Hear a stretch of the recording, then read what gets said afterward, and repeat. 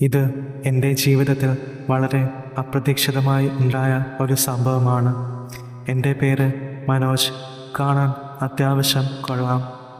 പിന്നെ വീട്ടിൽ ഇപ്പോൾ അമ്മ മാത്രമേ ഉള്ളൂ. അച്ഛൻ കുറച്ച് വർഷങ്ങൾക്ക് മുൻപ് മരണപ്പെട്ടു. പിന്നെ എൻ്റെ അമ്മയുടെ പേര് രജനി എന്നാണ്. അമ്മ തനി നാടനാണ്. എപ്പോഴും സാരിയാണ് ദേശം. അതും അവിടെയും ഇവിടെയുമൊക്കെ കാണും. അങ്ങനെയാണ് ഉടുക്കാറ്. അത് അമ്മ കരുതിക്കൂട്ടി അങ്ങനെ ഉടുക്കുന്നതാണോ എന്നറിയില്ല.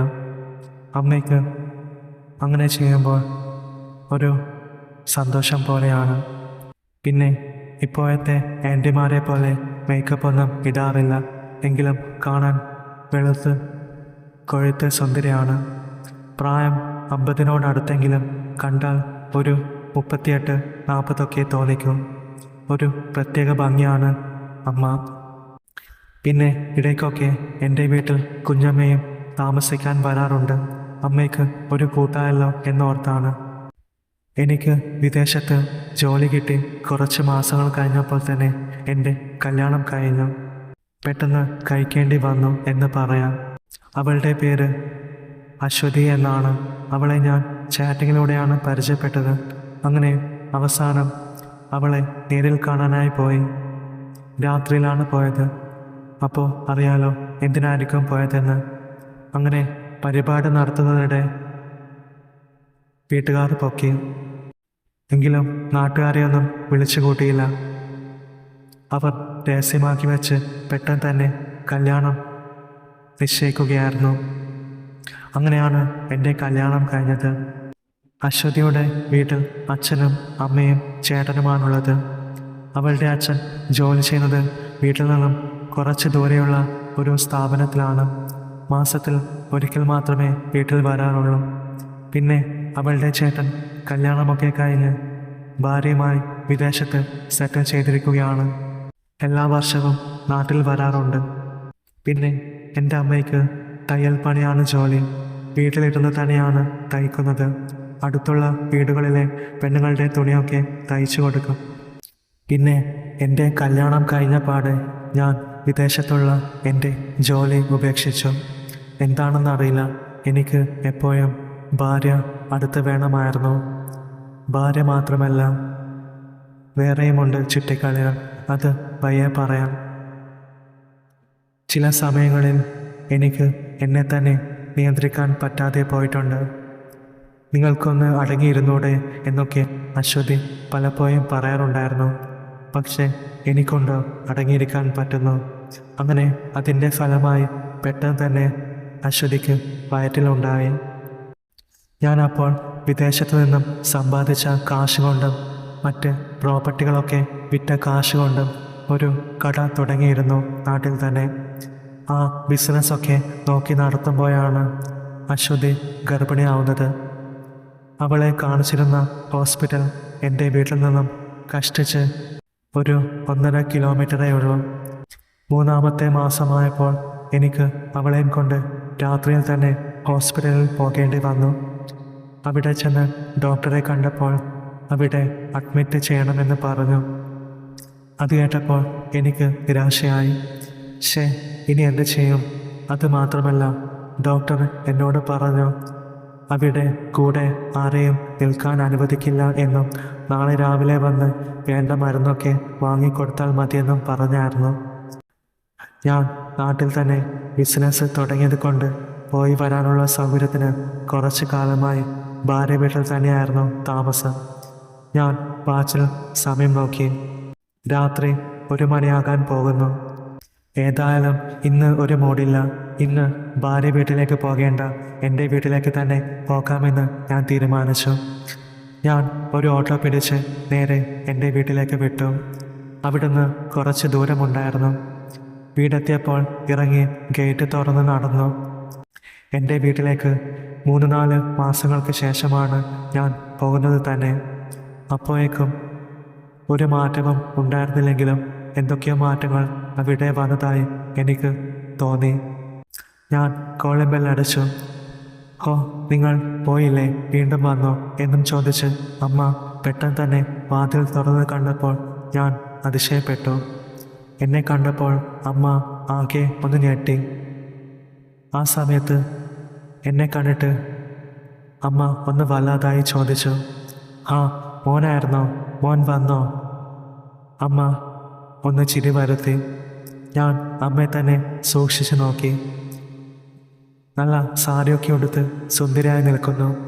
ഞാൻ ചോദിച്ചു, "അല്ല അമ്മ, നേരത്തെ ആരാണെന്ന് കരുതിയ നിങ്ങൾ വീണ്ടും വന്നോ?"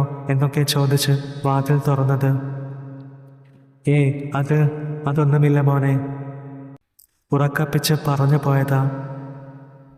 "ആണോ അമ്മേ?" ഞാൻ അമ്മയുടെ മുഖത്ത് നോക്കിയപ്പോൾ അമ്മ എൻ്റെ മുഖത്ത് നോക്കാതെ വേഗം മുഖം തിരിച്ചു കളഞ്ഞു. ഞാൻ ഉണ്ടായ കാര്യങ്ങളൊക്കെ പറഞ്ഞു. അശ്വതിയെ അഡ്മിറ്റ് ചെയ്തതും എല്ലാം പറഞ്ഞു. "മോൻ പലതും കഴിച്ചായിരുന്നോ?" അമ്മയുടെ ചോദ്യം. "ഇല്ലമ്മേ, നല്ല വിശപ്പുണ്ട്." "ആ, എന്നാ നീ പോയി കുളിച്ചിട്ട് വാ. അമ്മ ചപ്പാത്തി ഉണ്ടാക്കി വെക്കാം. ഉച്ചയ്ക്കത്തെ ചിക്കൻ കറി ബാക്കി ഫ്രിഡ്ജിലിരിപ്പുണ്ട്, അതും ചൂടാക്കി വെക്കാം." അങ്ങനെ ഞാൻ അടുക്കള ഭാഗത്തുള്ള കുളിമുറിയിൽ കയറി. കുറച്ച് സമയം കഴിഞ്ഞപ്പോഴാണ് അമ്മ അടുക്കളയിൽ നിന്നും ആരോടോ സംസാരിക്കുന്നത് പോലെ കേട്ടത്. ഞാൻ ഉറക്കെ ചോദിച്ചു, "അമ്മ ആരോടാ സംസാരിക്കുന്നേ? ഫോൺ വല്ലതും വന്നായിരുന്നോ?" "ഇല്ല മോനെ, ഞാൻ ആരോടും സംസാരിച്ചില്ലല്ലോ." "ആണോ? ശരി." അങ്ങനെ ഞാൻ കുളി തുടർന്നു. അങ്ങനെ കുളിയൊക്കെ കഴിഞ്ഞ് വന്നപ്പോൾ അമ്മ ചപ്പാത്തിയും ചിക്കൻ കറിയും റെഡിയാക്കി വെക്കുകയായിരുന്നു. എനിക്ക് ഇടാനുള്ള ടീഷർട്ട് അമ്മ കൊണ്ടു തന്നിരുന്നു. ഞാൻ അതുമിട്ട് അടുക്കളയിൽ അവിടെ ഇരുന്നു. ഞാൻ ചോദിച്ചു, "അപ്പോൾ എന്തൊക്കെയുണ്ട് അമ്മേ വിശേഷങ്ങളൊക്കെ? കുഞ്ഞമ്മ വരാറില്ലേ?" ഞാൻ അത് ചോദിച്ചപ്പോൾ അമ്മയുടെ മുഖഭാവം മാറി. അമ്മ പറഞ്ഞു, "ഓ, അവളിപ്പോൾ വരാറൊന്നുമില്ല." അതെന്താ അമ്മേ?" "ആർക്കറിയാം, അവൾക്ക് താല്പര്യമുണ്ടാവില്ല." "ആണോ? അപ്പോൾ അമ്മ ഇവിടെ ഒറ്റയ്ക്കായിരുന്നോ?" അതെ." "എന്നാ പിന്നെ അമ്മയ്ക്ക് എന്നെ വിളിച്ചൂടായിരുന്നോ?" "വേണ്ട മോനെ, മോന് അവിടെ ജോലി തിരക്കല്ലേ. പിന്നെ അശ്വതി ഗർഭിണിയും, ആകെ ഇന്ന് തിരിയാൻ പറ്റാത്ത അവസ്ഥ. അപ്പോൾ പിന്നെ നിന്നെ ഞാൻ വിളിച്ചിട്ട് ബുദ്ധിമുട്ടിക്കണ്ടല്ലോ എന്ന് വിചാരിച്ചു." "എന്നാലും അമ്മേ." ശരി, നാളെ ആവട്ടെ, ഞാൻ കുഞ്ഞമ്മയെ വിളിച്ച് പറയാം." "അയ്യോ വേണ്ട മോനെ, അവളെ വിളിക്കേണ്ട." അതെന്താ അമ്മേ വിളിച്ച?" "അല്ല, വെറുതെ എന്തിനാ മോനെ, വിട്ടേക്ക്." എനിക്ക് അമ്മയുടെ പെരുമാറ്റത്തിൽ വീണ്ടും സംശയങ്ങൾ കൂടിത്തുടങ്ങി. അതുമാത്രമല്ല, അമ്മ സൗന്ദര്യം ഒന്നുകൂടി കൂടിയതുപോലെയും തോന്നി.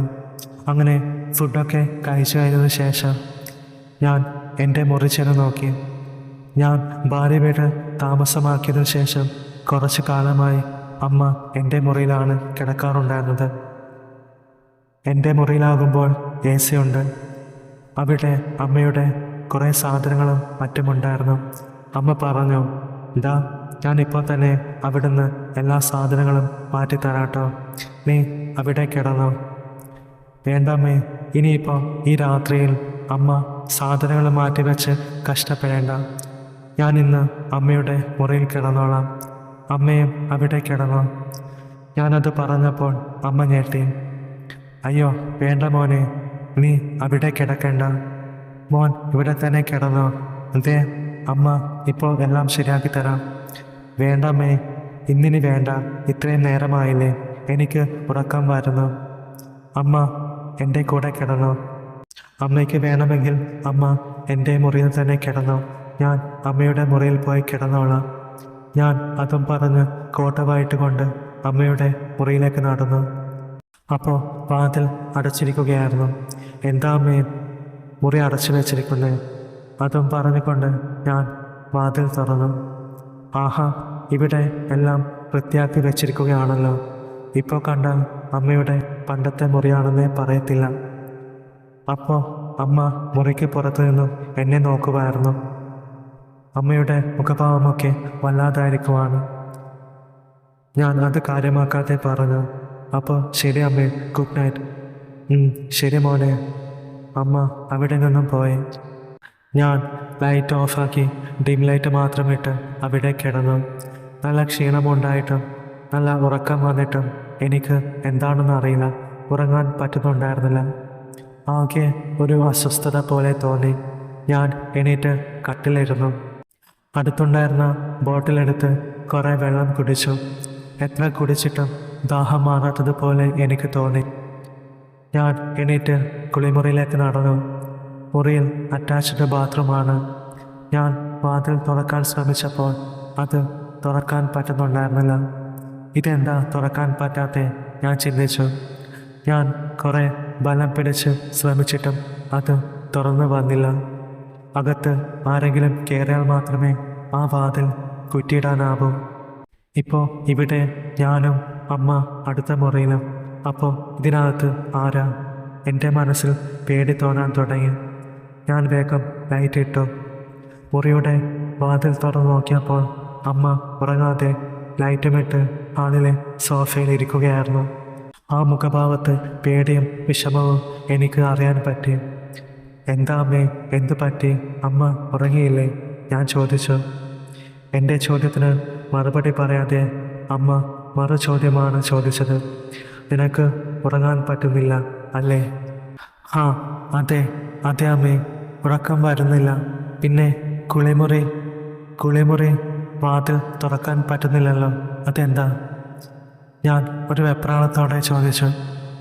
അതല്ലേ മോനെ ഞാൻ നിന്നോട് പറഞ്ഞത്, നീ നിന്റെ മുറിയിൽ തന്നെ കിടന്നോ എന്ന്. എൻ്റെ മുറിയിൽ? അമ്മ അത്രയും പറഞ്ഞ് നിർത്തി. എന്താ അമ്മ പറഞ്ഞത്? അമ്മയുടെ മുറിയിൽ എന്താ? ആരാ കുളിമുറിയിൽ? എനിക്ക് ദേഷ്യം തോന്നാൻ തുടങ്ങി. പറ അമ്മേ, ആരാ കുളിമുറിയിലെന്ന്. പക്ഷേ അമ്മ മറുപടി പറഞ്ഞില്ല. അപ്പോഴാണ് എൻ്റെ മുറിയിൽ നിന്നും ഞാൻ ഓൺ ചെയ്ത് വെച്ചിരുന്ന ലൈറ്റ് ഓഫാക്കാനും വീണ്ടും ഓണാക്കാനും തുടങ്ങിയത്. ഇത് തുടർന്നു കൊണ്ടിരുന്നു. ഞാൻ അമ്മയുടെ മുഖത്തേക്ക് നോക്കി. അമ്മ ഒരു ഭാവവ്യത്യാസവുമില്ലാതെ അവിടെ അങ്ങനെ ഇരിക്കുകയാണ്. എൻ്റെ ഹൃദയം വേഗത്തിലിടിക്കാൻ തുടങ്ങി. ഞാൻ പതുക്കെ മുറിയുടെ അടുത്ത് ചെന്ന് എത്തി നോക്കിയതും ആ ലൈറ്റ് ഓഫായി തന്നെ കിടന്നു. ഞാൻ അകത്ത് കയറി ലൈറ്റ് ഓൺ ചെയ്ത് നോക്കി. മുറിയിൽ ആരും ഉണ്ടായിരുന്നില്ല.